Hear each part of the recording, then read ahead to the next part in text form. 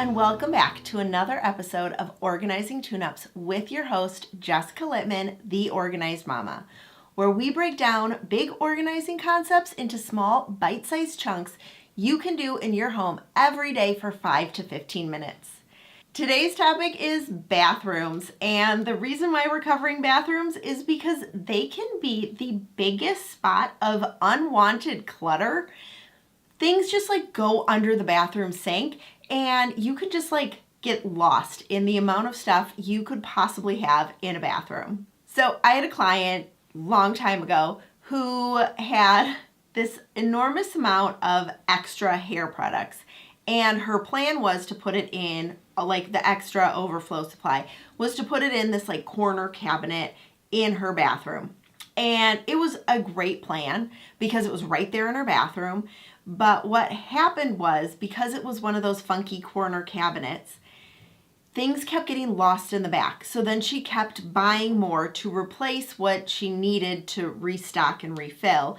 And what we found when we took everything out was that she had this enormous stockpile of hair products and makeup and nail polish and all of these things she thought she didn't have because they were buried in the back of her corner cabinet, closet, cabinet thing in her bathroom. Now, that is an extreme case because of the way her bathroom was set up. It was just kind of funky.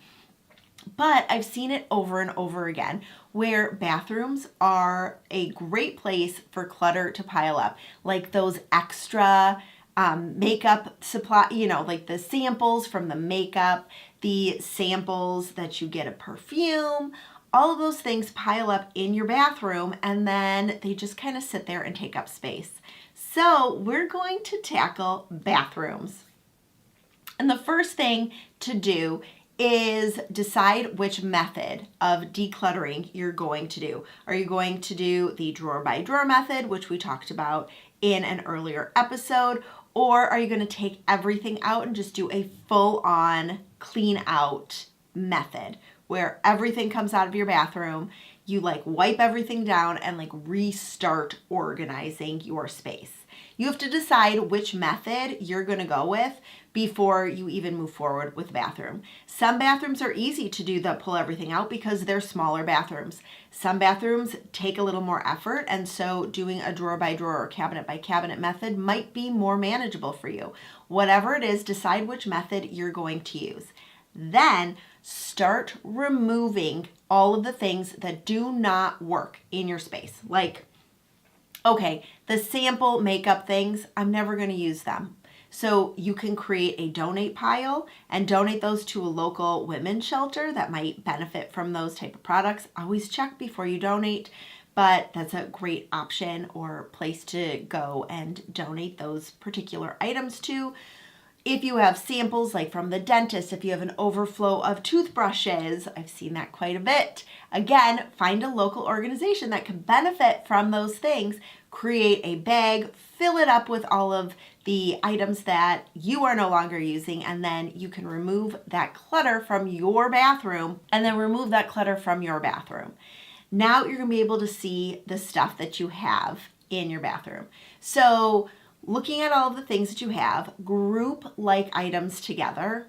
I know, I say this all the time. You group with like. How do I know what's with like? Well, I have a whole blog post on that. I go category by category on how to group with like, and that is listed below in the show notes in case you want to know how to group with like. Find items and group them together and then store them together in a drawer or a cabinet where you'll remember to find them. Also, the towel situation. This is one I get asked a lot. How many towels is enough? So my rule of thumb is 2 towels per person that live in the house, plus some additional for every area you could possibly have a guest. Okay, so we have a guest bedroom. If you have a room that could be turned into a guest bedroom, then keep 2 extra towels in case you have guests, that kind of stuff. But there is some rule of thumbs that I also go by with that. If you do laundry every other week, then having 4 towels per person would be beneficial. If you do laundry every couple of days, then you might not need as many towels. You kind of have to look at your laundry situation, how frequently you're able to do laundry, and then each person should have roughly about one towel in use and then one backup towel just in case, is how I look at it based on how frequently you do laundry. There are, I've had some clients that do laundry once a month, so they need extra towels to use while their dirty towels are waiting to be laundered. So look at that and really figure out how you use the towels, and give yourself roughly 2 towels per person, 1 to be in use, 1 as extra. And then beach towels, roughly about 2 towels per person. Again, depending. I've had clients who have pools, so that situation changes. So it is a situation by situation, but you don't need an excess of towels. A great place to donate towels is your local animal shelter. Love donating to animal shelters or grooming places. They could always use towels, and old towels or old sheets are always perfect for that. And they remove the clutter from your space so that you continue to use the stuff you have. To me, the biggest goal with organizing your bathroom is to really use what you have in your bathroom. So instead of stockpiling things, use what you have so that everything gets used, and creating an organizing system in your bathroom is an easy way for you to make sure that you're using the items you have, you aren't over purchasing things.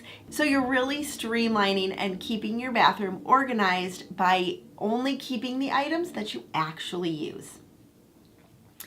So your challenge for bathrooms is to declutter anything that you don't use or you don't feel the need to keep anymore. Then group like items together and create a system so that you are not stockpiling all of the things. I'll see you in the next one.